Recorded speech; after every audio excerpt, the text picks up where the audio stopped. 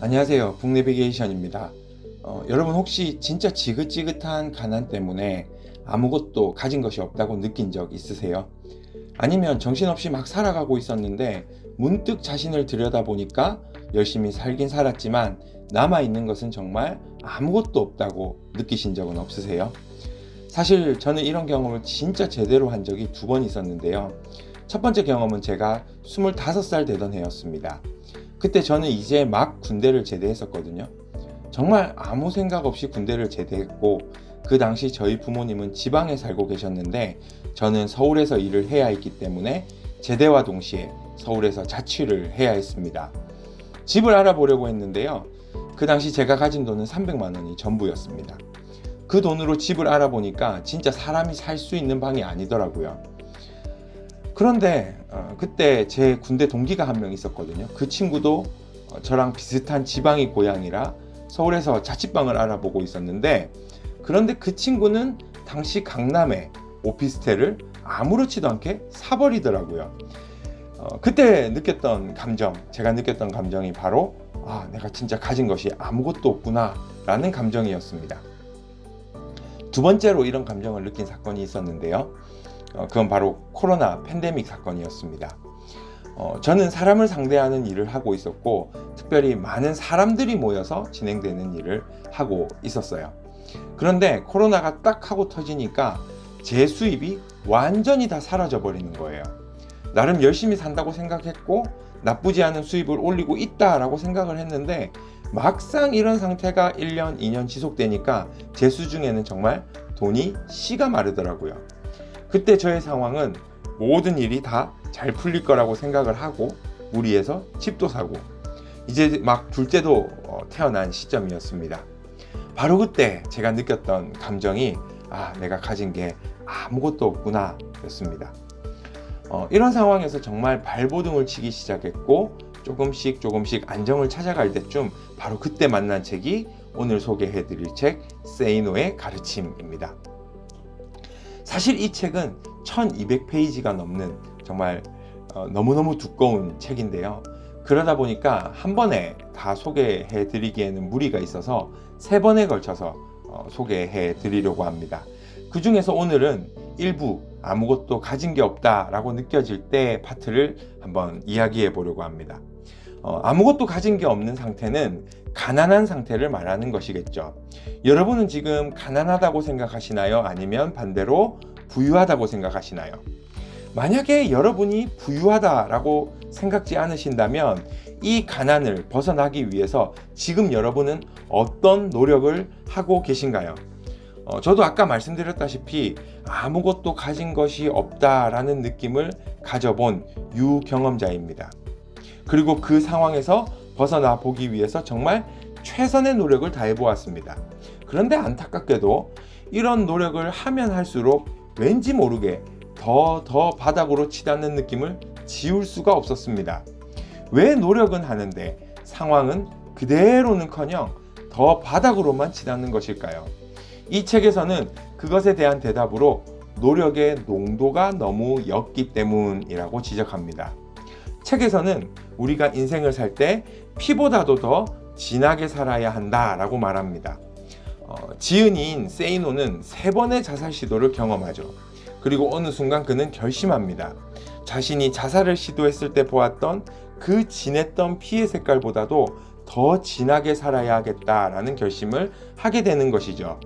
그러니까 이 책에서 말하는 아무것도 가진 것이 없다고 느껴질 때는 정말 피보다도 더 진하게 사는 것만이 그 상황을 벗어날 수 있는 유일한 방법이라는 것입니다. 그런데 피보다 더 진하게 살아라 라는 말을 들으면 왠지 모르게 꼰대의 잔소리라는 느낌이 들지는 않으시나요? 사실 요즘 젊은 세대들은 열심히 살아라, 최선을 다해라, 죽도록 노력해라 같은 말들보다는 워라벨이니 힐링이니 저녁이 있는 삶 이런 것과 같은 느슨한 삶을 선호하는 게 현실이죠. 그런데 이 책에서는 이런 말들을 모두 헛소리라고 집어치우라고 말하면서 피보다도 진하게 살지 않으면 절대로 가난을 벗어날 수 없다라고 말합니다. 여러분은 어떤 이야기에 더 귀가 기울여지시나요? 제가 나이가 많은 건 아니지만 40이 되어 보니까 워라밸도 좋고 저녁이 있는 삶도 좋고 힐링도 좋은데, 이런 말들은 사실 모두 아무것도 가진 게 없는 사람들에게는 먼 나라 이야기처럼 들릴 뿐이었습니다. 쥐뿔 가진 것도 없는데 어떻게 워라밸을 즐기고 저녁을 즐기고 힐링을 할 수 있다는 말인가요?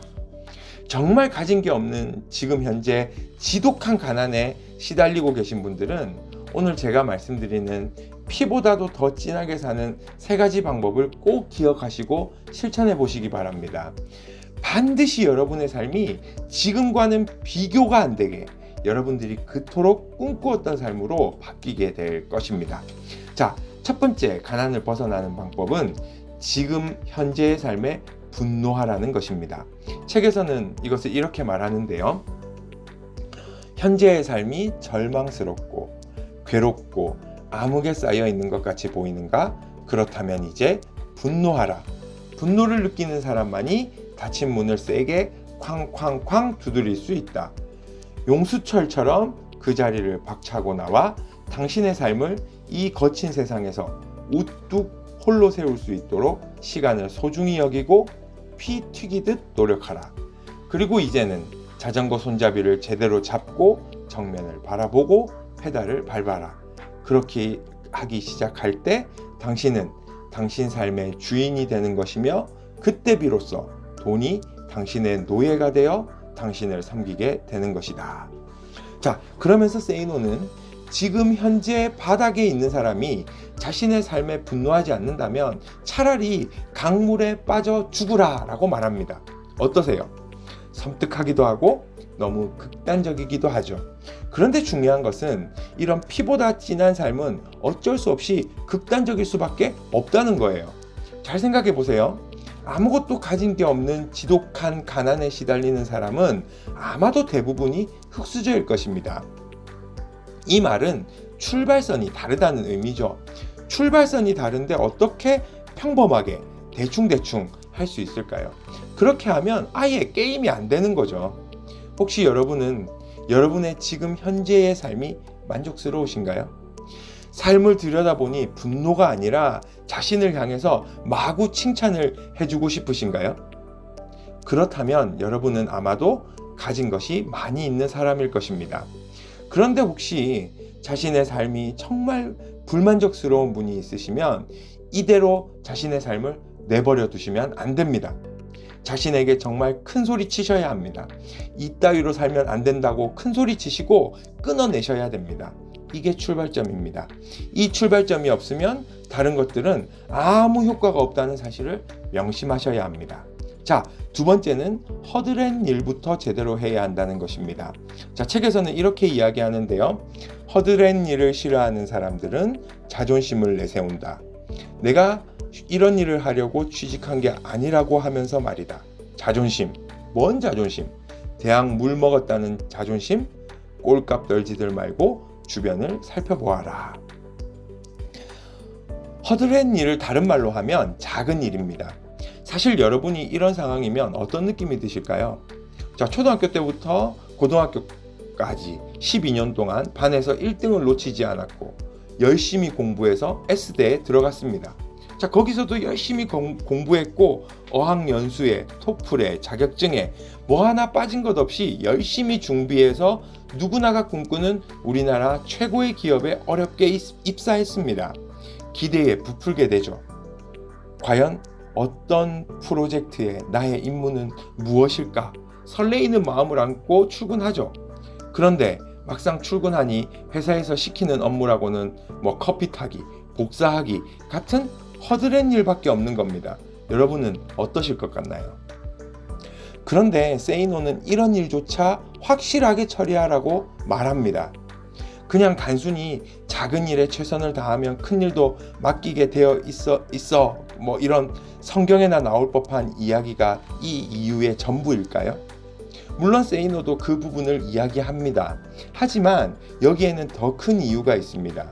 그것은 바로 작은 일에서 배우게 되는 내용들이 쌓이고 쌓이다 보면 그것들이 나에게는 여러 가지 기술로 정착이 되어서 그것도 무기가 될 수 있다는 사실을 우리에게 알려줍니다. 여러분도 이런 경험 해보신 적 없으세요? 자, 세 번째는 하기 싫은 일을 해라는 겁니다. 책에서는 이렇게 말하는데요. 노력이란 당신이 좋아하는 것을 더 많이 하는 것이 아니라 당신이 이런 핑계 저런 핑계를 대면서 하기 싫어하는 것을 더 많이 하는 것을 의미한다. 그렇다. 노력이란 싫어하는 것을 더 열심히 하는 것이다.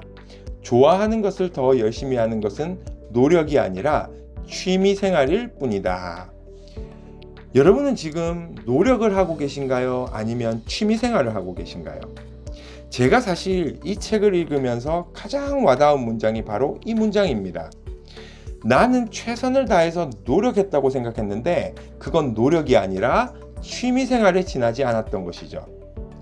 자, 여러분이 진짜 아무것도 가진 것이 없다고 느낄 정도로 지금 가난하시다면 부자가 될 수 있는 방법은 무슨 비법이나 특별한 노하우가 있는 것이 아니라 일단 제일 먼저는 지금 자신의 현실에 분노하면서 현실을 직시하고 지금 나에게 주어진 작은 일부터 마치 그 일의 전문가인 듯 파고들면서 하기 싫은 일에 매진하다 보면 아무것도 가진 게 없다고 느꼈던 것이 자신에게 이제 하나씩 뭔가가 쌓여가는구나 하는 느낌이 생기기 시작할 것입니다.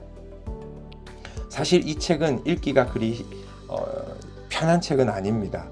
너무 구시대적이라는 느낌도 들기도 하고 너무 극단적이기도 하고 직설적이기도 합니다.